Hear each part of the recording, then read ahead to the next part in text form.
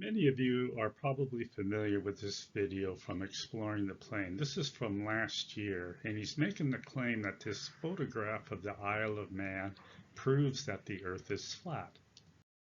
Of course, the globe community quickly responded with some excellent videos showing that no, this photograph actually supports the globe. Now recently I happened to stumble across this video where Exploring the Plane says I respond to some videos which falsely claim that it proved the globe. Now I'm not going to go through all of his points, but what I am going to do is concentrate on one of the most flawed lines of reasoning that flat earthers use. Now Exploring the Plane does provide very good data, so let's take a look at his original claim. So this is his observation location here on Winter Hill, and off in the distance is the Isle of Man. He used the geometric curvature calculator, plugged in his eye height of 940 feet, target distance 89.5 miles, and of course this calculates out to 1,800 feet of hidden. Then he used this elevation profile. Now each one of these lines represents 200 feet, and of course this red line up here is the 1,800 foot level. So only Snaefell and North Barul should be visible on the island. So Exploring the Plane is correct, and as he says down here, as you can see, most of the island should be hidden over the curve. But let's take a look at what we actually see from this location. And this red line here matches what we see on the graphic. Of course, this is typical flat earth logic. If the observation is not a 100% match with a geometric curve calculation, then this is proof that the earth is flat. Of course, Exploring the Plane doesn't tell you that most of the island is hidden. And the clue are these saddles between the mountain peaks. So why wasn't Exploring the Plane able to understand this? Because here are those three saddles on his graphic. Now what I'm going to do is I'm going to take this cutout and paste it onto his photograph. Now here I have stretched it out so both Snaefell and North Barul are in alignment. And then I adjusted the height vertically so that these gaps were all about the same size.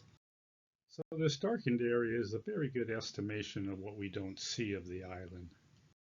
So Exploring the Plane is correct. As he says down here, everything below the red line should be hidden on a globe. But what he ignores is that all of this down here should be visible on a flat Earth.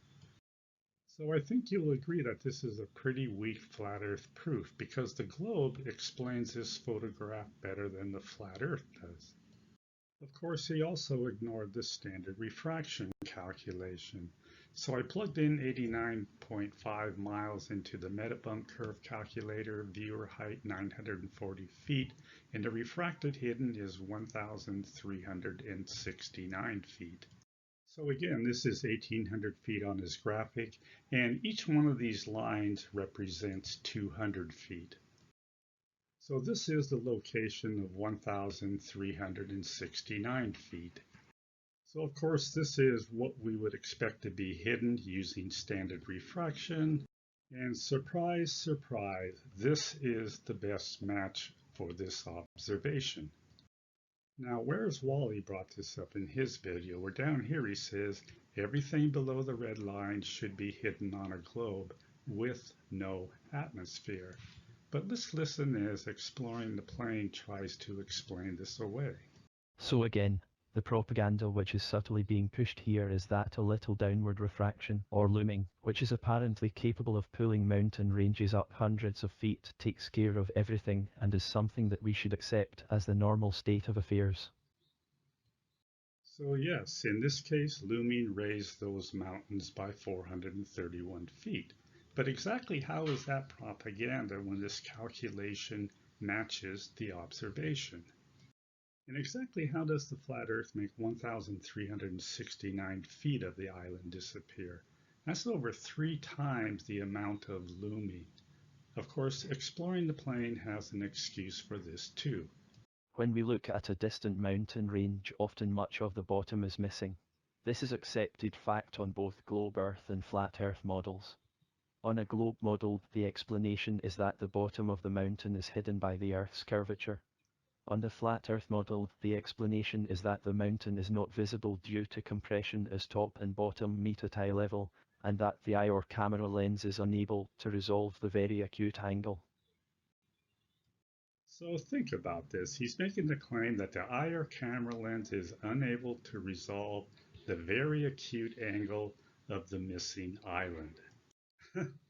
So let's be honest here. I think it is quite obvious that this area between the red line and the horizon is definitely smaller than the missing part of the island that we don't see. In fact, I can even use trigonometry to calculate angular size. Here's my calculation down here. So the missing 1,369 feet at 89.5 miles is 0.167 degrees in angular size. And the 431 feet between the red line and the horizon, that comes out to 0.052 degrees. That's just over 3 times smaller than the missing part. And look at this, I can even see the wind turbines on the horizon. Now in this yellow box in the center here, I have a cutout of 2 of these turbines that are on their side. And you can see that we could easily get at least 10 of these between the red line and the horizon, if not more. So that means that the angular width of these wind turbines is at least 10 times smaller than the 0.052 degree angular size and at least 30 times smaller than the 0.167 angular size of the missing part of this island. So the idea that the eye or camera lens is unable to resolve the so-called very acute angle of that missing island, that is absolute flawed logic, because I can clearly see things in this photograph that are much smaller in angular size. And let's not forget, not only was the globe standard refraction calculation the best match for this observation, the geometric globe was even a better match than the flat Earth. Now, at the end of his first video, Exploring the Plane said, "Don't be fooled by the mathematics of the globe. It's just mathematics and nothing more. The Earth is flat." My reply is, don't be fooled by explanations without evidence from flat earthers. It's just erroneous assumptions and nothing more. This photograph is clear evidence that we live on a globe.